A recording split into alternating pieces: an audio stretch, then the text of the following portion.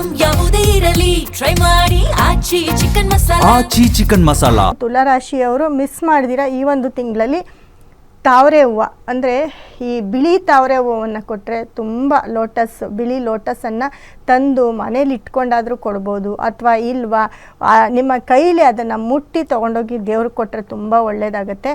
ಜೊತೆಗೆ ಈ ಕೆಂಪು ಬಣ್ಣದ ಯಾವುದೇ ಹೂವು ಆಗಿರ್ಬೋದು ಅದನ್ನು ಕೂಡ ಕೊಟ್ಟಾಗ ತುಂಬ ಪಾಸಿಟಿವ್ ಎನರ್ಜಿ ಸ್ಟಾರ್ಟ್ ಆಗುತ್ತೆ ನಿಮಗೆ. ಮತ್ತು ಈ ಸಂಪಿಗೆ ಹೂವನ್ನು ನೀವು ಹೋಗ್ತಕ್ಕಂಥ ಟೆಂಪಲ್ಗೆ ನೀವು ಅಥವಾ ನಿಮ್ಮ ಮನೆಯಲ್ಲಾದರೂ ಸರಿ ತಂದು ಅದನ್ನಿಟ್ಟು ನೀವು ಪೂಜೆ ಮಾಡಿದ್ರೆ ಸಿಕ್ಕಾಪಟ್ಟೆ ಪಾಸಿಟಿವ್ ಆಗಿರ್ತೀರಿ. ಯಾಕಂದರೆ ಅದರ ಒಂದು ಪಾಸಿಟಿವ್ ಅಂತಂದರೆ ಏನಿಲ್ಲ, ಆ ಒಂದು ಅದೃಷ್ಟ ಕೂಡ ನಿಮಗೆ ಬರ್ತಾ ಹೋಗುತ್ತೆ.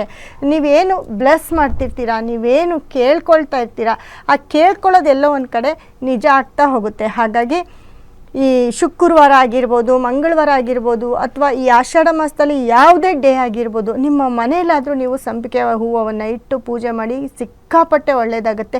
ನೀವೇನು ಅನ್ಕೋತಾ ಇದ್ದೀರ ಅದಾಗುತ್ತೆ. ಮತ್ತು ಆಲ್ರೆಡಿ ನಾನು ಹೇಳಿದ್ದೆ, ತುಲಾ ರಾಶಿಯವರಿಗೆ ಶುಕ್ರನೇ ಅಧಿಪತಿ. ಶುಕ್ರ ಎಲ್ಲಿ ವಾಸಿಸ್ತಾನೆ, ನಿಮ್ಮ ಒಂದು ಮನೆಯ ಜಾಗ ಅಂತ ನೋಡಿಕೊಂಡಾಗ ನೀವು ಅಲ್ಲಿ ಇರ್ತಾನೆ ಶುಕ್ರ, ಇಲ್ಲಿರ್ತಾನೆ, ಅಲ್ಲಿ ಲಕ್ಷ್ಮೀ ಟೆಂಪಲ್ಗೆ ಹೋಗಬೇಕು, ಅದೆಲ್ಲ ಬೇಡ. ನಿಮ್ಮ ಮನೆಯಲ್ಲೇ ಒಂದು ಜಾಗನ ಹೇಳ್ತೀನಿ ನಾನು, ಆ ಜಾಗದಲ್ಲಿ ಕುತ್ಕೊಂಡು ನೀವು ಪ್ರೇಯರ್ ಮಾಡಿದ್ರು ಕೂಡ ಸಿಕ್ಕಾಪಟ್ಟೆ ಪಾಸಿಟಿವ್ ಆಗುತ್ತೆ. ಅದನ್ನು ನೆಕ್ಸ್ಟ್ ಹೇಳ್ತೀನಿ. ಕರೆ ಮಾತಾಡೋಣ. ಹಲೋ ಹಲೋ ಹಲೋ ನಮಸ್ತೆ. ಹಲೋ ನಮಸ್ತೆ ಮೇಡಮ್, ಏನ್ ಹೆಸರು, ಎಲ್ಲಿಂದ ಕರೆ ಮಾಡ್ತಾ ಇದ್ದೀರಾ?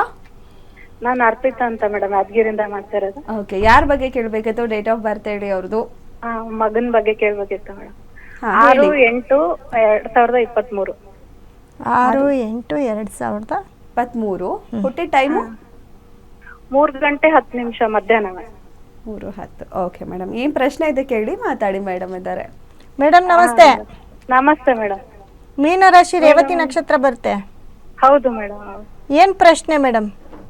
ಅವನು ಯಾವಾಗ್ಲೂ ಸ್ವಲ್ಪ ಹೆಲ್ತ್ ಇಶ್ಯೂಸ್ ಆಗ್ತಾ ಇದೆ ಮೇಡಮ್, ಅಂದ್ರೆ ಹುಷಾರೇ ಇರಲ್ಲ ಜಾಸ್ತಿ.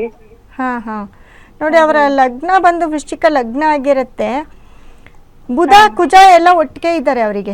ಬುಧ ಕುಜ ಶುಕ್ರ ಎಲ್ಲರೂ ಕೂಡ 3 ಗ್ರಹಗಳು ಕೂಡ, ಯಾಕಂದರೆ 11ನೇ ಮನೆ ಬುಧ ಬಂದು ಅವರಿಗೆ 10ನೇ ಮನೆಯಲ್ಲಿ ಇರ್ತಾನೆ, ಮತ್ತು ಶುಕ್ರ 12ನೇ ಮನೆ ಶುಕ್ರ ಬಂದು 10ನೇ ಮನೆಯಲ್ಲಿ ಇರ್ತಾನೆ, ಮತ್ತು ಕುಜ ಲಗ್ನಾಧಿಪತಿ ಕುಜನೂ 10ನೇ ಮನೆಯಲ್ಲಿ ಇರ್ತಾನೆ. ಬುಧ ಮತ್ತು ಕುಜ ಎಲ್ಲೋ ಒಂದು ಕಡೆ ಸೇರಿದಾಗ ಅವರಿಬ್ಬರು ಒಟ್ಟಿಗೆ ಇದ್ದಾಗ ಜಾತಕದಲ್ಲಿ ಏನು ಹೇಳುತ್ತೆ ಅಂದರೆ, ನರಗಳಿಗೆ ಸಂಬಂಧಪಟ್ಟಿರುವಂತಹ ಯಾವುದಾದ್ರೂ ಒಂದು ಕಾಯಿಲೆ ಇರ್ಬೋದು.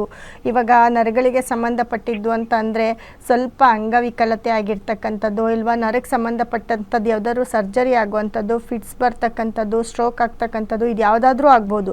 ಇದು ಮುಂದಕ್ಕಾದರೂ ಮರುಕಳಿಸ್ಬೋದು ಆ ದಶಾಭುಕ್ತಿಗಳು ಬಂದಾಗ. ನಿಮ್ಮ ಮಗನಿಗೆ ಏನು ತೊಂದರೆ ಇದೆ? ಅವನಿಗೆ ಏನಿಲ್ಲ ಮೇಡಮ್, ಹಿಂಗೆ ಹೆಲ್ತ್ ಇಶ್ಯೂಸ್ ಆಗುತ್ತೆ, ಪದೇ ಪದೇ ಜ್ವರ ಬರೋದು, ಹೊಟ್ಟೆ ನೋವು ಅಂತ ಜಾಸ್ತಿ ಹೇಳ್ತಾನೆ. ನೋಡಿ, ಇವಾಗ ಅವ್ರಿಗೆ ನಡೀತಾರೋ ದಶೆನು ಕೇತು ದಶೆ ನಡೀತಾ ಇದೆ. ಕೇತು ಬಂದು 12ನೇ ಮನೇಲಿ ಇದ್ದಾನೆ.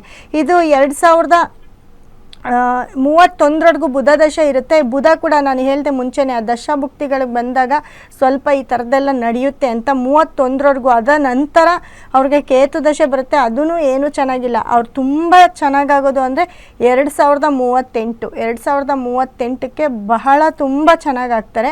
ಬಟ್ ಅವ್ರ ಹೆಲ್ತ್ಗೆ ಅಂತ ಸಂಬಂಧಪಟ್ಟಿರೋ ಒಂದು ಗ್ರಹ ಯಾವುದಪ್ಪ ಅಂತಂದರೆ ಈಗ ಪ್ರೆಸೆಂಟು ಬುಧ ಮತ್ತು ಕುಜ. ಸೊ ಅದಕ್ಕೆ ಬೇಕಾಗಿರುವಂಥ ಪರಿಹಾರವನ್ನು ನೀವು ಮಾಡ್ಕೊಳ್ಬೇಕಾಗತ್ತೆ. ಜೊತೆಗೆ ಎಲ್ಲಾದರೂ ಒಂದು ಕಡೆ ವಿಷ್ಣು ಟೆಂಪಲ್ನ ವಿಸಿಟ್ ಮಾಡಿ, ವಿಷ್ಣು ಟೆಂಪಲ್ ಅಥವಾ ವಿಷ್ಣು ಸಹಸ್ರನಾಮವನ್ನು ಮನೆಯಲ್ಲಿ ಕೇಳ್ತಾ ಬನ್ನಿ. ದಿನ ಬೆಳಗ್ಗೆ ಅದನ್ನು ಹಾಕಿ ತುಳಸಿ ಎಲೆಯನ್ನು ತಪ್ಪದೀರ ದಿನ ಬೆಳಗ್ಗೆ ಒಂದೊಂದು 2 ತುಳಸಿ ಎಲೆಯನ್ನು ತಿನ್ನಿಸಿ, ಖಂಡಿತ ನಿಮ್ಮ ಮಗನಿಗೆ ಒಳ್ಳೆಯದಾಗತ್ತೆ. ಅವನಿಗೆ ಹಲೋ ಹೇಳಿ. ಹಲೋ. ಓಕೆ, ಸ್ಕ್ರೀನ್ ಮೇಲೆ ಕಾಣ್ತಿರೋ ನಂಬರ್ ಕಾಂಟ್ಯಾಕ್ಟ್ ಮಾಡಿ ಮೇಡಮ್. ಯಾವ ರೀತಿ ಪರಿಹಾರ ಮಾಡ್ಕೋಬೇಕು ಅಂತ ಡೀಟೇಲ್ ಆಗಿ ಹೇಳ್ತಾರೆ.